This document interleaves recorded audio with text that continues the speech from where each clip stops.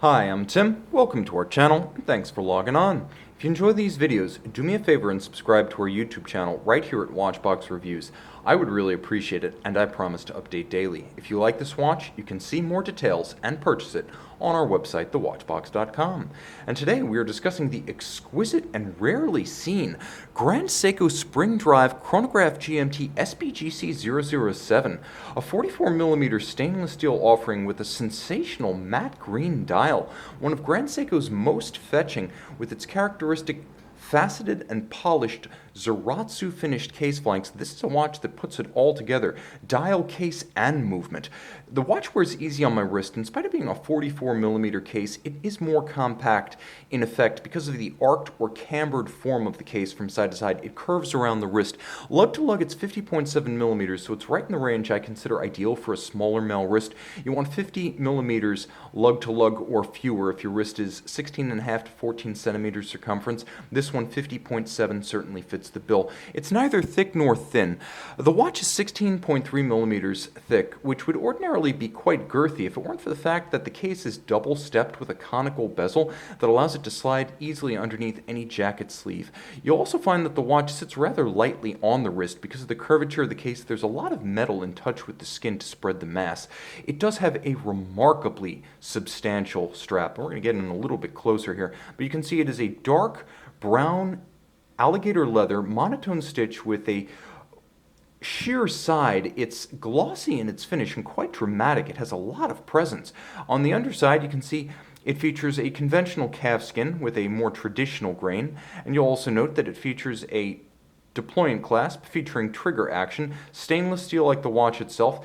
This cannot pop open accidentally. That's the advantage of the trigger system. You must positively disengage the clasp. Now you can see that the watch features a number of intriguing exterior details. First, there's the combination of sort of compound curves in the flank. Let me get a little bit closer here, see if I can't do something about the focus. But compound curves in profile, as well as a few harder angles and character lines. This is what Grand Seiko does perhaps better than any other brand, with unconventional case forms artfully executed. Of course, this is the Zaratsu tin plate polishing technique, of which you've no doubt heard a little bit. Artisans use their eye, their hands, feel, and experience to push the case directly against a rotating tin plate to create this optically smooth finish. There's nothing else like it in the watch space, as these are all sub $10,000 watches featuring almost entirely hand-finished cases. You'll be hard-pressed to find anything like that in that price range from Switzerland. Now, the dial is a matte green that's a little bit difficult to express in this light box, but I would say consider British racing green with a matte finish, and you more or less get the idea. A 24-hour second time zone, independently settable. You can see there's a red index that traces the 24-hour track. There is an outboard 60 minutes, 60 seconds track that is stepped up from the base dial, so the dial has excellent depth, and you'll note the sub-registers are all countersunk. Everything that's a chronograph is on the right side. You can see chronograph minutes, chronograph hours. Let me see if I've wound this one up. We can start it up, and you'll note the spring drive system with a completely smooth sweep. There's no step jumping. There's no alternation of the movement, so it's just a completely smooth, seamless sweep. You'll only get that with spring drive. Okay, you have your chronograph registers here. You have your constant seconds with a minimized crosshair calibration at 9 o'clock. There's a 3-day power reserve indicator down at 7, and of course you have a gorgeous finished metal frame around the date. Now you unscrew the crown. The watch does have 100-meter water resistance, and you can independently step that local hour hand without interfering with the timing of your second time zone, your seconds, your minutes, your chronograph. Everything continues. Now, you pull the crown out all the way, and the crown, by the way, is remarkably stable when fully withdrawn, very strong, inspires confidence. But now I've hacked or stopped the seconds, and I can synchronize to a reference time.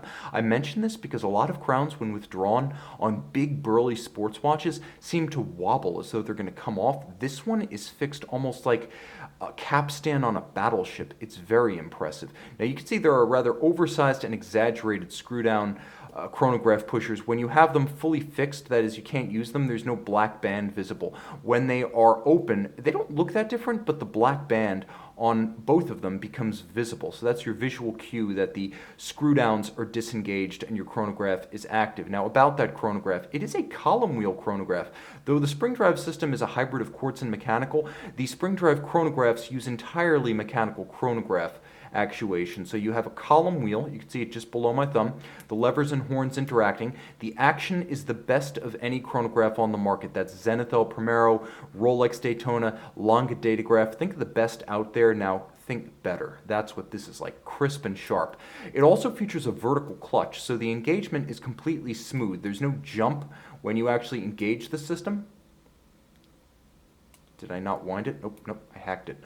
So there's no jump when you engage the system or disengage the system. That's the advantage of a vertical clutch, but there's another, which is that you can leave the chronograph engaged full time without any additional wear and tear. So a vertical clutch chronograph system, a signature of Seiko and Grand Seiko automatic chronographs since 1969. Let's talk about spring drive. The caliber that you see here is a spring drive base, which means you have that unidirectional governing wheel. Let me try to get a little bit closer, see if I can show that in better detail.